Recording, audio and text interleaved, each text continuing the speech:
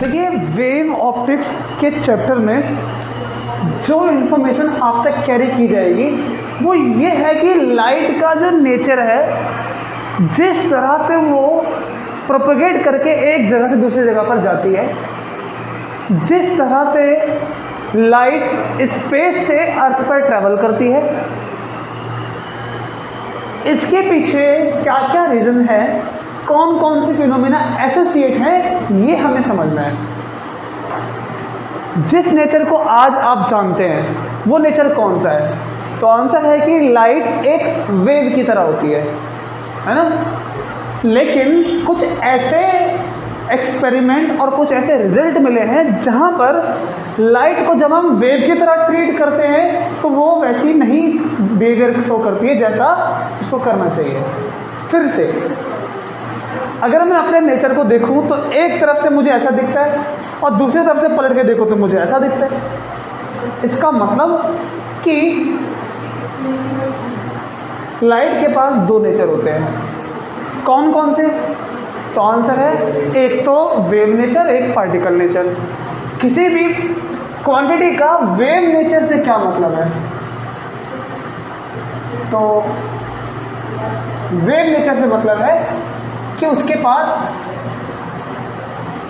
Wavelength होगी,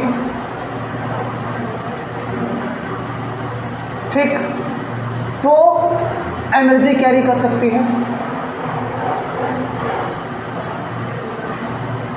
number 3, उसके पास एक मोमेंटम भी होता है and this is totally new.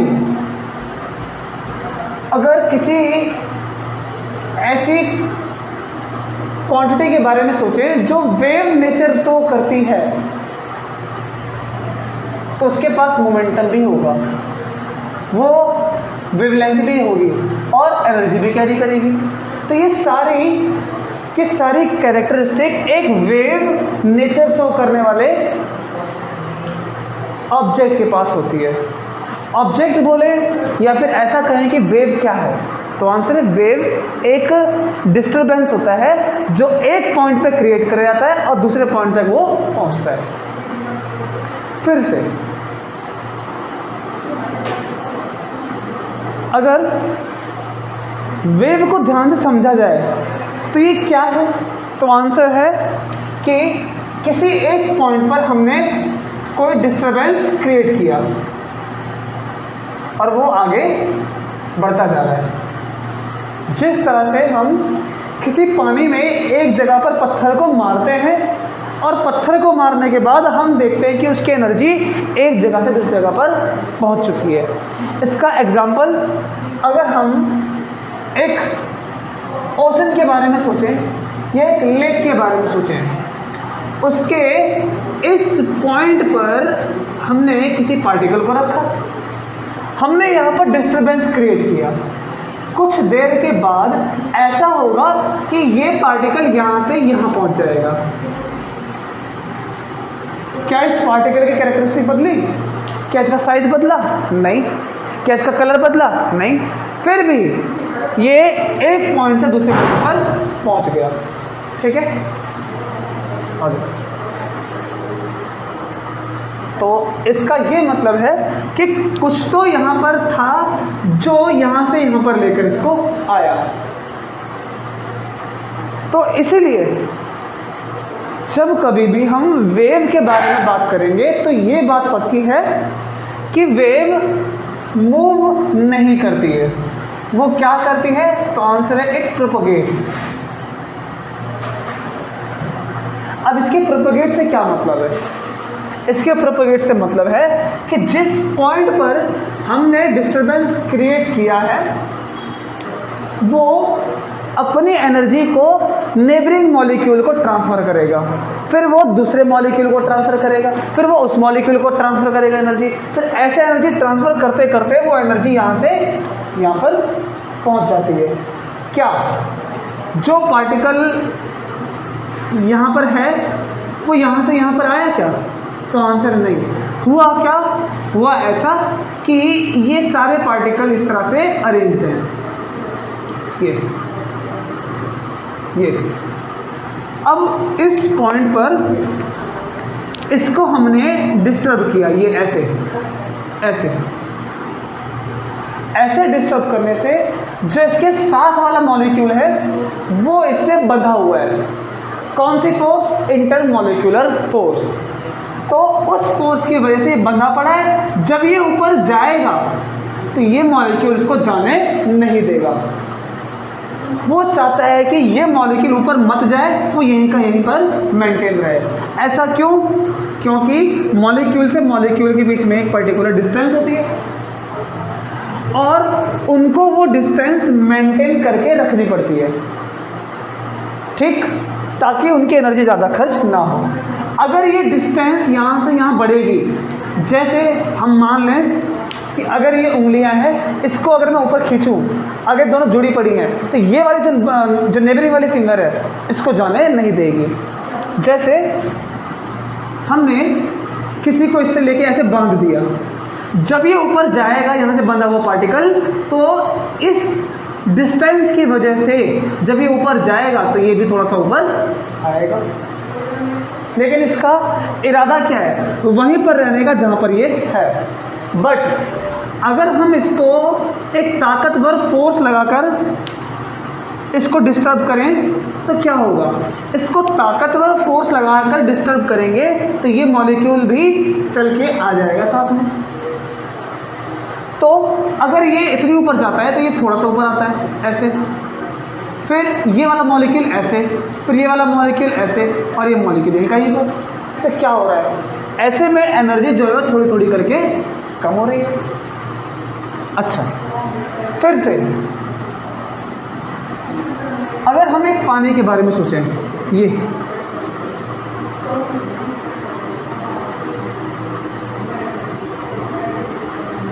इसमें एक बॉल को हम ड्रॉप करेंगे तो क्या होगा? वो बॉल ये इस साइज की है, सपोज ये नीचे की तरफ गिरती है। जैसे ही ये पानी के सरफेस पर टच होती है तो वाटर के मॉलिक्यूल अपनी उसी जगह पर ये रहना चाहते हैं, और एक्शन क्या होगा? एक्शन ये होगा कि जो साथ वाले मॉलिक्यूल हैं, इस बॉल की स्पीड की वजह से वो तेजी से खींचा चला आएगा। रुकना तो चाहता है, लेकिन इस बॉल की स्पीड ज़्यादा है, इसीलिए ये मॉलिक्यूल बॉल के साथ नीचे आ जाएगा, ये ऐसे। और इसके यहाँ वाला ये मॉलिक्यूल भी सेम।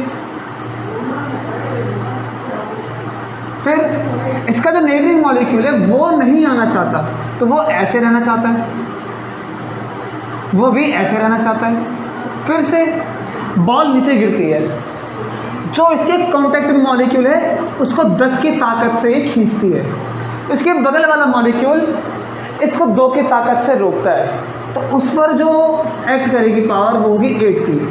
इसका बगल वाला मॉलिक्यूल उसको फिर से 2 की पावर से रोकता है, तो वहाँ पर पावर कितनी ट्रांसमिट होगी? 6 की। फिर इस पर 4 की, 2 की और 0। सेम 6, 4, 2 और 0। तो क्या दिखेगा हमें? ये हमें पानी में एक पैटर्न दिखाई देगा इस तरह से।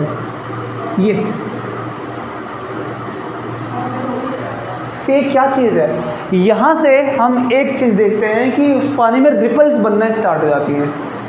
तो रिपल बनने का मेन कारण क्या है? कि मॉलिक्यूल चल नहीं रहे, हो क्या रहा है?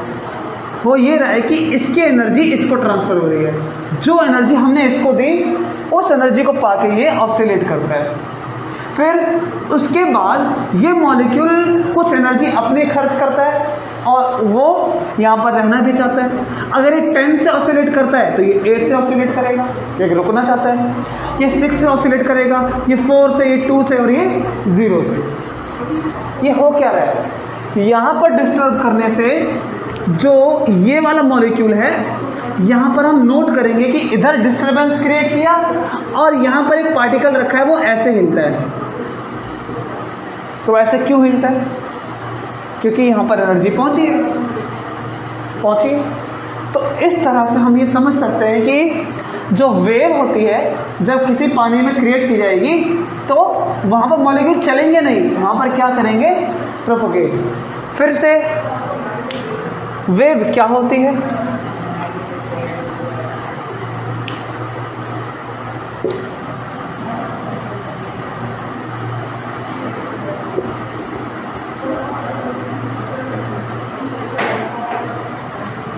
तो आंसर है कि wave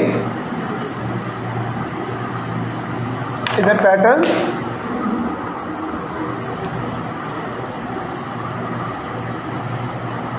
wave is a pattern which is created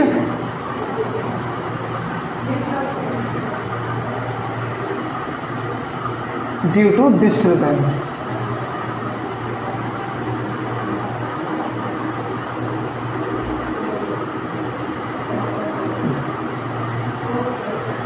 Which is created due to disturbance. तो ये एक वेव का इंट्रोडक्शन है कि वेव होती क्या है, एक पैटर्न होता है जो कि डिस्टरबेंस क्रिएट करने से आगे बढ़ता है। तो वेव के साथ क्या क्या एसोसिएट है, जब वेव प्रोपेगेट करेगी so it will have wavelength, it will have energy, it will have momentum. ये मोमेंटम वाली बात अभी हम कुछ देर में अभी दोबारा समझेंगे, ठीक। वेव क्या होती है ये समझना पहले ज़रूरी होता है इस चैप्टर को पढ़ने से पहले। अब हम थोड़ी सी बातों को करते हैं यहाँ पर। तो वेव ऑप्टिक्स कौन सी स्टडी है, जहाँ पर हम लाइट से जुड़ा हुआ उसका वेव नेचर स्टडी करते हैं, दैट इज वेव ऑप्टिक्स। तो वेव ऑप्टिक्स क्या है,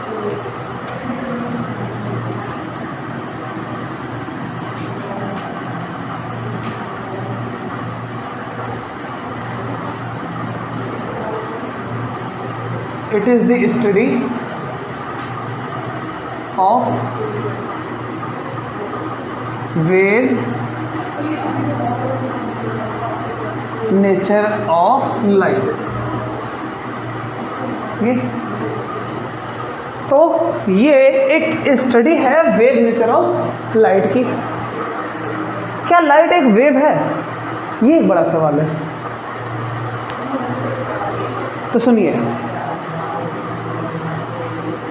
लाइट होती क्या है ये बात हमें समझनी बहुत ज़रूरी थी। तो उसको समझने से पहले हम ये समझेंगे कि लाइट के बारे में हमने सोचना क्यों शुरू किया। तो इसका सबसे पहला कारण है हमारी आईज। हम लाइट की ही प्रेजेंस में चीज़ों को देख सकते हैं, है ना। तो लाइट में ऐसा क्या होता है, देखिए, हर वो चीज़ जिसके थ्रू हम कुछ काम कर पाए, हम क्या कहते हैं कि इसने हमें एनर्जी दी है। यही काम होता है कि जब पुराने टाइम पर लोगों के पास देखने के लिए आइज नहीं होती थी, क्योंकि हमारा इवोल्यूशन हुआ है, उस इवोल्यूशन की रफ्तार में बहुत ही तेजी आई है। उससे पहले क्या थे, छोटे छोटे माइक्रोब्स, बैक्टीरिया, जो क्या करते थे, तो आंसर है कि लाइट की अल्ट्रावायलेट रेज की वजह से वो मरना स्टार्ट हो जाते थे। तो इवोल्यूशन के टाइम पर उन्होंने एक ऐसा चेंज आया जहां पर उन्होंने लाइट की अल्ट्रावायलेट एनर्जी को एब्जॉर्ब करना स्टार्ट कर लिया, और उसको एब्जॉर्ब करके वो बच के पानी की डेप्थ में चले जाते थे, डीप में, पानी की डेप्थ में, तो बच जाते थे। तो यहाँ से क्या शुरू हुआ, लाइट को इस्तेमाल करना, उसकी एनर्जी को एब्जॉर्ब करके बचना, फिर डेवलपमेंट चलता गया, इवोल्यूशन होता गया। ऐसे ऐसे जब नेचर आगे बढ़ता गया तो हमने ये देखा कि ऑर्गेनिजम्स के पास एक ऐसा सेंसिटिव ऑर्गन आ चुका है जो लाइट की एनर्जी से हमें चीज़ों को दिखा सकता है, महसूस करा सकता है कि चीज़ें हमारे आसपास कौन सी क्या हैं, ठीक है। लेकिन किसी ना किसी को तो पता ना था कि लाइट होती क्या है। तो इसके लिए कई लोगों ने अपने अपने जवाब दिए। उससे पहले लोगों ने ये सोचा कि लाइट हम चीज़ों को देख ही कैसे पाते हैं। तो किसी ने कहा कि लाइट हमारी आंखों से निकलती है, लेकिन ये सच नहीं था। अगर लाइट हमारी आंखों से निकलती तो किसी दूर स्टार को देख रहे, हम देखते हैं जब, तो लाइट हमारी आंखों से निकलकर उस स्टार तक जाएगी, फिर वापस आएगी तो देख पाएंगे, लेकिन इतना पॉसिबल नहीं है। इसलिए कहीं ना कहीं लाइट एक सोर्स से निकल के आ रही है, हमारी आंख तक पहुंच रही है, मतलब चल के आ रही है। अगर लाइट चल के आ रही है तो है क्या, तो इसका समझना बड़ा आसान हुआ जब न्यूटन ने स्टडी की। तो उन्होंने स्टडी में ये देखा कि लाइट उसी तरह से बिहेव करती है जैसे एक पार्टिकल। पार्टिकल क्या करता है, किसी भी सरफेस पे जब वो टकराता है तो वो रिफ्लेक्ट हो जाता है सेम एंगल पर, है ना। तो लाइट के साथ भी ये होता है, उन्होंने ये नोट किया, आज हम जानते हैं। और उन्होंने ये भी नोट किया कि जो लाइट है वो एक मीडियम से दूसरे मीडियम में जाने पर अपने रफ्तार को कम कर लेती है। तो ये कम कैसे करती है? तो आंसर है कि एक अगर पार्टिकल है जो किसी ऐसे मीडियम में एंटर कर रहा है जहां पर उसके पास चलने के लिए उतनी ज़्यादा आज़ादी नहीं है जब पहले मीडियम में थी, तो वहां पर उसकी रफ्तार कम हो जाती है, वो अपनी रफ्तार कम की वजह से मुड़ जाता है। तो ये क्या फिनोमिना है? रिफ्रैक्शन। ठीक है, तो न्यूटन ने लाइट को पार्टिकल बताया, टाइनी पार्टिकल्स। उन्होंने इसको नाम दिया कॉर्पस्कल्स। तो हम उसको आज एक फेमस थ्योरी के नाम से जानते हैं जो फेलियर है, because it was not true. वो है Newton's corpuscular theory.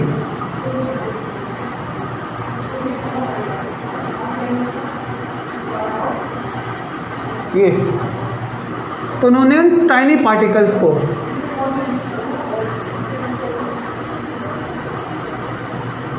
Tiny particles of light, उनके बारे में क्या बताया?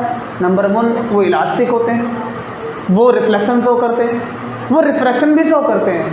तो ऐसे ऐसी बातें न्यूटन ने बताई। अगर हम ध्यान से सोचें इस थ्योरी के बारे में तो ये सोचो कि अगर लाइट छोटा छोटा टाइनी पार्टिकल है तो इस तरह से तो सन से हमेशा लाइट निकलती है। अगर ये छोटे छोटे टाइनी पार्टिकल सन से हमेशा निकलना स्टार्ट कर दें तो सन का क्या होगा? तो आंसर है कि उसका मास कम हो जाएगा। बट हम ये देख रहे हैं कि बल्कि सन का मास कम होने के साइज में वो कम होने की बजाय साइज में वो बढ़ रहा है। अगर सन कॉर्पोरेशंस को एमिट करता है, छोड़ता है, तो साइज में कम होना चाहिए, वो तो बढ़ रहा है। इसलिए ये थ्योरी में कोई खास दम नहीं दिखा कि लाइट कॉर्पोरेशन, ये दम वाली बात नहीं दिखी। क्यों नहीं दिखी? तो आंसर है कि ऐसे और भी एक्सपेरिमेंट सामने आए जिन्होंने ये दिखला दिया कि लाइट पार्टिकल हो ही नहीं सकती है। वो एक्सपेरिमेंट कैसे? तो वेव क्या करती है? तो ध्यान सुनिएगा।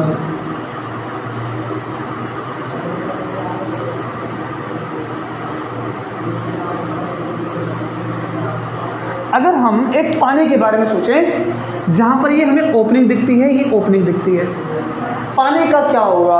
अगर पानी हम इस कमरे में फैला दें तो पानी कैसे बिहेव करेगा?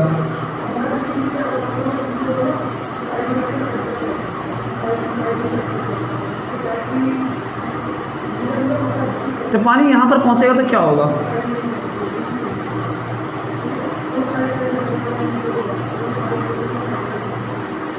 ऐसे फ्लो होता है पानी। हमने देखा है किसी भी कमरे में अगर पानी को फैला दें तो थोड़ा सा भी होल मिलता है, पानी वहां से वहां चले जाता है। पानी क्या है? एक वेव है। तो अगर पानी की जगह पर एक पार्टिकल होता तो क्या करता? वो यहां से जाता, सीधा निकलता होल से और यहां टकराता ना। क्या वो कमरे में फैलता? नहीं फैलता। तो कमरे में कौन फैल सकता है? जो क्या होगा? वही कमरे में फैलेगी। और लाइट के साथ देखा गया कि लाइट जब एक छोटे से होल से किसी कमरे में एंटर करती है तो कमरे में फैल जाती है, इधर भी फैल जाती है। तो क्या लाइट पार्टिकल होने के साथ साथ ही क्या ऐसा नेचर शो कर सकती थी? नहीं। लाइट तभी ऐसा शो कर सकती है जब क्या होगी? वो एक वेव। साथ में एक ऐसे एक्सपेरिमेंट भी आए हिस्ट्री में जिन्होंने ये पक्का साबित कर दिया कि लाइट एक वेव है। उन एक्सपेरिमेंट का नाम क्या है? अभी हम सुनते हैं, लेकिन कैसे किया एक्सपेरिमेंट वी विल डिस्कस। उनका नाम है यंग्स डबल स्लिट एक्सपेरिमेंट।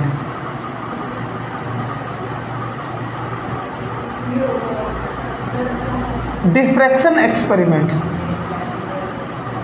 जो आज भी लैब में किए जाते हैं। तो ऐसे ये स्ट्रॉन्ग एक्सपेरिमेंट हैं जिन्होंने एविडेंस दिया कि लाइट एक वेव है, जो हम इसमें पढ़ेंगे। फिर कुछ एक्सपेरिमेंट ऐसे आए जिन्होंने ये एक्सपेरिमेंट में दावा कर दिया कि लाइट वेव नहीं पार्टिकल है। उन एक्सपेरिमेंट का नाम क्या है?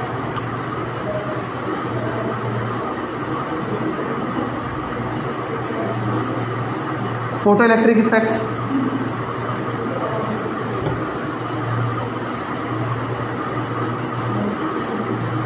Compton scattering effect.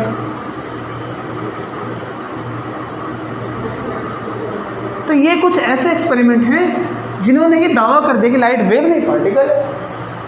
तो लाइट है क्या? वेव के पार्टिकल। तो इसका ड्यूअल नेचर, और ये जो ड्यूअल नेचर वाली लाइट अपने अंदर एक कैरेक्टरिस्टिक रखती है, इसी को हमें 12th में समझना है, क्योंकि इसी की लड़ाई है पूरे चैप्टर में। 10th में, 11th चैप्टर में, 12th चैप्टर में, सब में चली जा रही है। तो अब हम इस चैप्टर में क्या समझेंगे, इन सारे एक्सपेरिमेंट में, जिसमें लाइट क्या है? एक वेव। लेकिन सर अभी भी एक चीज़ बचती है, अगर लाइट एक वेव है तो उसको साउंड की तरह बिहेव करना चाहिए। साउंड क्या करता है? तो आंसर है साउंड डेंसर मीडियम में और फास्ट ट्रेवल करता है। ये सवाल आंसर से पूछा गया था कि अगर वो एक बाथटब में नहाने जाए और गलती से कोई ब्रश पानी में गिर जाए, उसकी आवाज़ तेज सुनाई देती है। क्यों? Because light sound travels faster in the denser medium. तो आइंस्टाइन ने कहा कि अगर ऐसा ट्रू है कि वेव ऐसा नेचर शो करती है, तो सामने रखिए कैंडल, और ये रहा मेरा हाथ। उस कैंडल की रोशनी जब यहाँ पर आएगी तो मेरा हाथ डेंसर मीडियम है एयर के मुकाबले, तो मेरे हाथ में से लाइट की रफ्तार ज़्यादा होनी चाहिए थी, बट मेरा हाथ क्या करता है? लाइट को ब्लॉक कर देता है। ये क्या है, इसको समझाओ। तो कहीं ना कहीं लाइट कुछ ऐसा कैरेक्टर शो कर रही थी जो अजीब था। एक पुरानी बात भी है, जहां पर माइकल फैराडे कैम्ब्रिज यूनिवर्सिटी में वो ये शो कर रहे थे कि लाइट एक इलेक्ट्रोमैग्नेटिक वेव है, बट मैथमेटिक्स की कमी होने की वजह से ये काम किसने किया? मैक्सवेल ने, कि लाइट एक इलेक्ट्रोमैग्नेटिक वेव है। और इलेक्ट्रोमैग्नेटिक वेव की कैरेक्टरिस्टिक क्या है? So let's be right.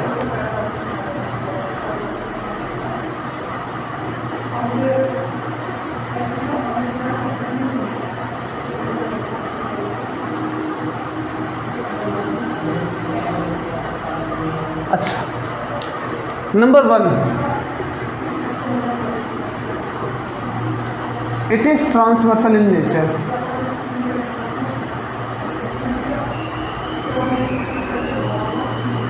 और ये एक्सपेरिमेंट साबित किया था हर्ट्ज ने। ट्रांसवर्सल होने का क्या मतलब है? ध्यान सुनिए। माने लाइट को इधर जाना है, ठीक है, तो जो डायरेक्शन ऑफ प्रोपगेशन है,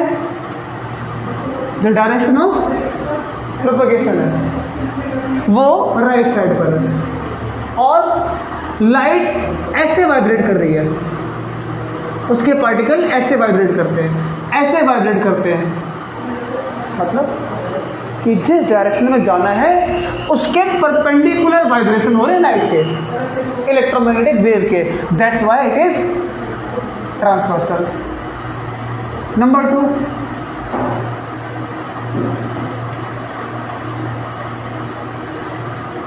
it has fixed speed, and that is 3 times 10 to the power 8 metre पर सेकेंड। ये स्पीड किसी के रेफरेंस में नहीं है, इट इज एब्सोल्यूट। चाहे कोई इंसान कहाँ से भी देखे, ये स्पीड इतनी ही रहेगी। नंबर 3,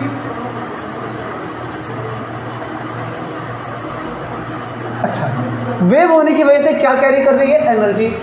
और लाइट ही ऐसी वेव है जो बिना मास के कैरी चलती है, बिना मीडियम के प्रोपेगेट करती है। जब मैं पढ़ता था तो मेरे मन में एक डाउट था, अगर लाइट एक वेव है, so how does it travel और propagate through space where there is nothing? तो लाइट वहां कैसे प्रोपेगेट कर सकती है जहां पर कुछ है ही नहीं? तो लाइट नहीं कर सकती ऐसा प्रोपेगेट। इसके लिए साइंटिस्टों ने क्या माना कि हमारा जो पूरा स्पेस है वो एक ऐसे मीडियम से फिल्ड है जिसको कहा जाता है ईथर। फिर से, अगर स्पेस का मतलब है कुछ नहीं, तो लाइट प्रोपेगेट कैसे करेगी? तो इसके लिए हाइजन ने और कई सारे साइंटिस्टों ने एक आइडिया दिया कि स्पेस खाली नहीं है, वहाँ पर एक मीडियम है जिसको हम क्या कहते हैं? ईथर। और उस ईथर में सारी चीज़ें फ्लोट कर रही हैं। जैसे समुद्र में उसके एक्वाटिक लाइफ होती है, तो वैसे ही ईथर में हमारी प्लेनेट, हमारे स्टार्स, सब कुछ उसमें फ्लोट कर रहे हैं। तो ये एक इथेरियल सी है जो हर जगह प्रेजेंट है। जहाँ जहाँ लाइट जाती है वहाँ पर क्या है? ईथर। ये माना। तो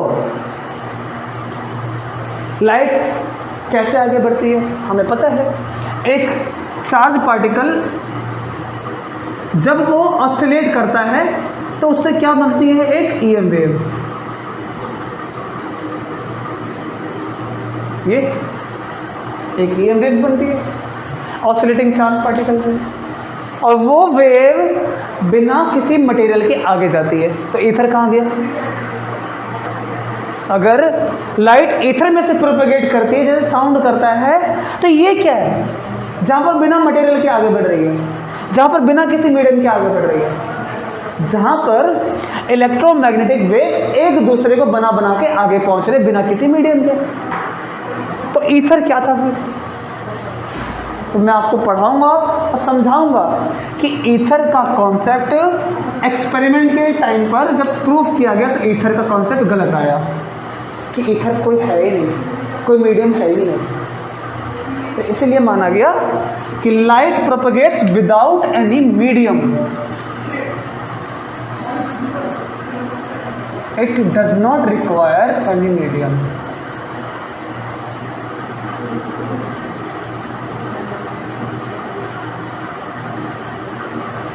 ठीक। नंबर 4, तो ये एक ऐसी इलेक्ट्रोमैग्नेटिक वेव है जो बिना मटेरियल के, बिना मास के, it carries momentum so that it can apply pressure. ऐसा पढ़ाया जाता है। इट एक्सर्ट्स प्रेशर, और इसका प्रेशर नापने के लिए हम डिवाइस यूज करते हैं रेडियोमीटर, जो इलेक्ट्रोमैग्नेटिक वेव का प्रेशर मेजर करता है। अब लाइट के पास मास नहीं है तो प्रेशर कैसे एक्सर्ट कर सकती है, ये मोमेंटम कैसे रख सकती है? तो इस बात को समझाया हमें अल्बर्ट आइंस्टाइन के फॉर्मूले ने। सुनिए वो फॉर्मूला क्या है।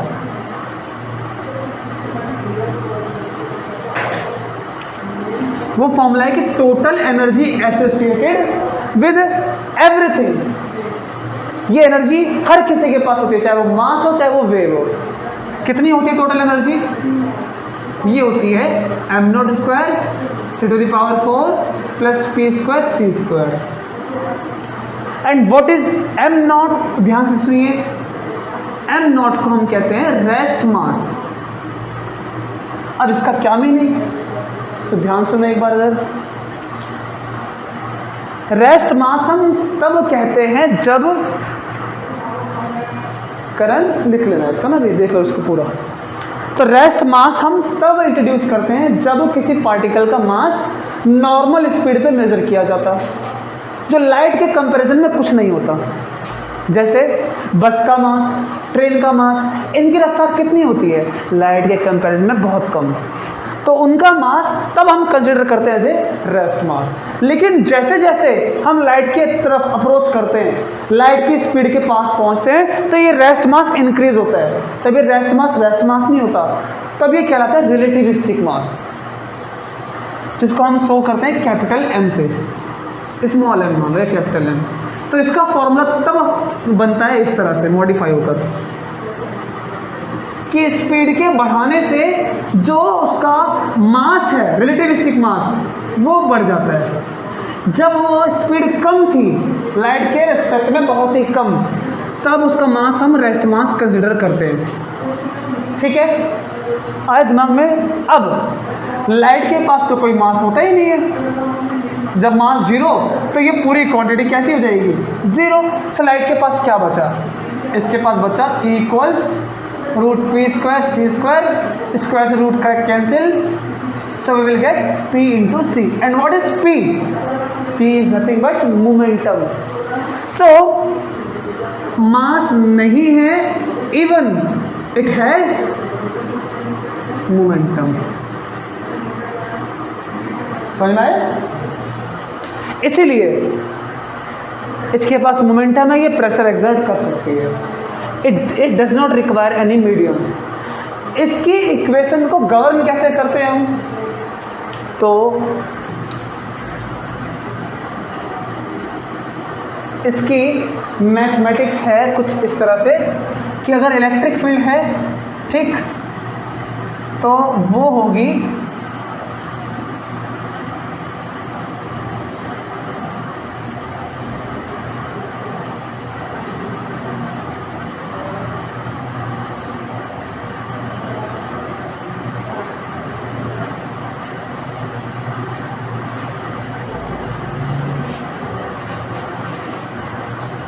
ये, फिर ऐसी मैग्नेटिक फील्ड भी बनेगी सेम, जो कौन चैप्टर में? इलेक्ट्रोमैग्नेटिक वेव के चैप्टर में। So we are not bothered with it कि वो क्या है क्या नहीं है, we will see it's complete mathematics. ठीक, तो इस तरह से हम इसको समझ सकते हैं, इसकी मैथमेटिक्स भी। So this is the characteristic, this are the characteristic of EM wave. अभी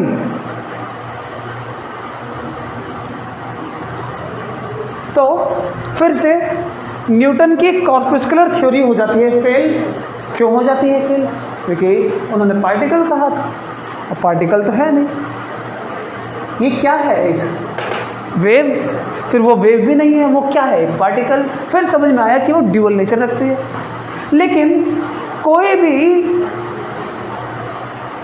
एनर्जी जो कैरी कर रहा है ऑब्जेक्ट, वो वेव है कि नहीं है, इस बात का पता लगाने के लिए इसको ध्यान में जरूर रखेंगे हम। ये ऐसे एक्सपेरिमेंट हैं जो लाइट, जो किसी भी क्वांटिटी का वेव होने का पक्का सबूत देते हैं। अगर वेव है तो इस एक्सपेरिमेंट को सक्सेसफुली पास कर जाएगी, वेव नहीं है तो नहीं कर पाएगी। और अगर कोई चीज़ पार्टिकल है तो वो यहाँ से प्रूव हो जाएगी कि वो पार्टिकल। आए दिमाग में?